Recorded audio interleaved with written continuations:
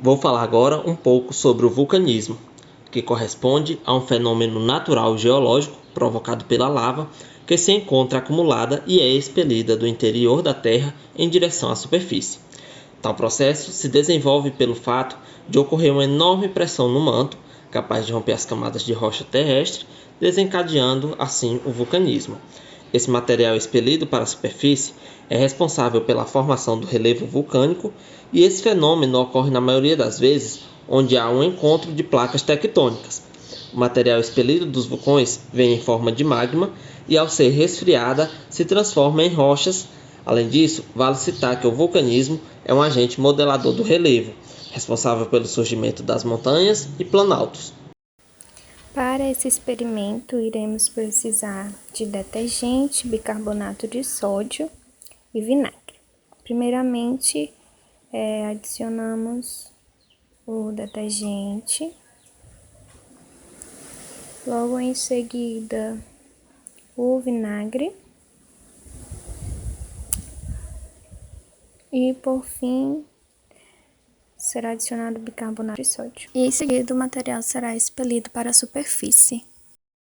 A partir disso, podemos observar que o vulcanismo é as atividades de movimentação dos materiais magmáticos, do interior da Terra, e que são liberados para a superfície terrestre. Então, toda e qualquer atividade que vai estar relacionada com a dinâmica dos vulcões e do material, ele vai ser liberado. E também posso acrescentar que, se tivéssemos que classificar que tipo de erupção ocorreu, diríamos que foi uma erupção efusiva, ou seja, é uma erupção que predomina apenas o escoamento da lava do vulcão, sem que ocorra explosões violentas. A erosão é o sistema de deteriorização dos solos e rochas provocado por agentes naturais, como a chuva, a água, o vento, o gelo, o clima, entre outros. E, é claro, os antrópicos, que são a intervenção humana. As partículas com os nutrientes da superfície são arrastadas de um local para outro, provocando modificações nas paisagens. Para este experimento, iremos precisar de água, terra e um recipiente plano. Com o sopro, podemos simular a ação dos ventos, o que provoca o intemperismo das rochas e atua no transporte de sedimentos para zonas mais distantes. Esse processo costuma ser lento. Com a água, podemos simular a ação da chuva sobre o solo. O impacto direto das gotas da chuva provoca forte desagregação do solo. Isso ocorre somente quando a superfície encontra-se descoberta. Com este experimento simples, podemos perceber a ação de alguns fenômenos da erosão. Bom, o planeta Terra ele é dividido em um total de 3 camadas, sendo elas a crosta, o manto e os núcleos, que são 2. A crosta ela é simplesmente o que está na superfície onde a gente vive, que tem rochas menos densas. Na imagem, a gente pode observar o manto da Terra, que é o local onde há mais volume, e por fim, os 2 núcleos, o externo, que é composto por ferro metálico e outros elementos como enxofre, sílico, oxigênio, potássio e hidrogênio, e o núcleo interno, que é composto de ferro, níquel e sólidos. Porque apesar das imensas temperaturas, o núcleo interno ele está sujeito a pressões elevadas, tornando assim o material compositor do núcleo interno sólido, fazendo com que apenas o externo seja líquido. Agora a gente vai para uma pequena prática que mostra como seriam mais ou menos a composição das camadas da Terra. A gente está aqui com o ovo cozido, tá? Eu cortei ele ao meio.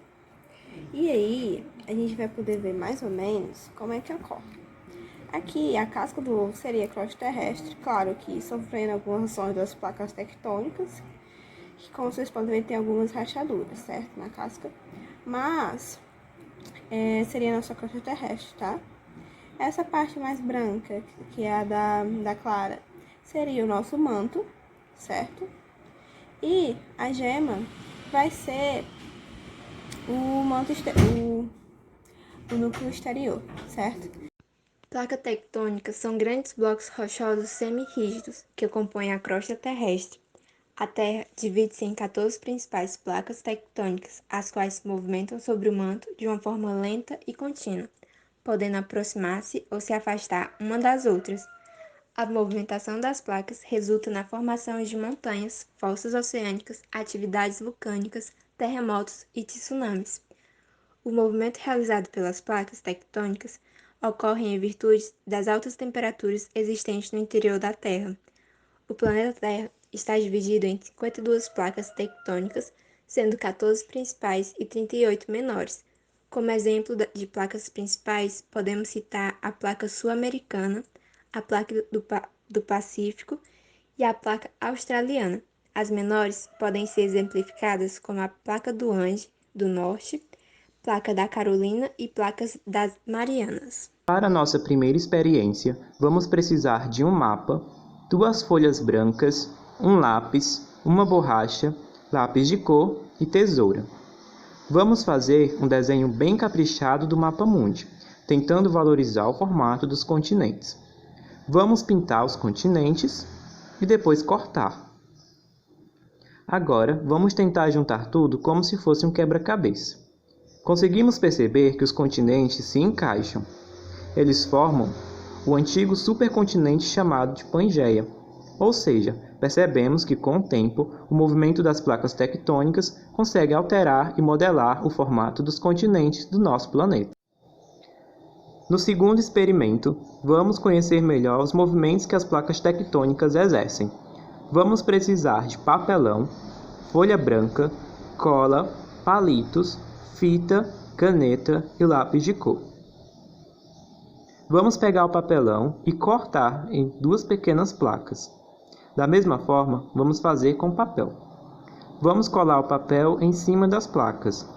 Podemos escrever ou pintar. Depois, é só colar os palitos com a fita, atrás das placas. Agora, é hora de simular os movimentos que as placas exercem. Primeiro, o movimento de divergência é quando elas se afastam. Então, separamos uma da outra. No movimento de convergência, elas se chocam. Então, colocamos uma em direção à outra. E por último, os movimentos transformantes é quando as placas passam pela outra em sentido oposto. Com isso, conseguimos compreender visualmente como as placas exercem seus movimentos.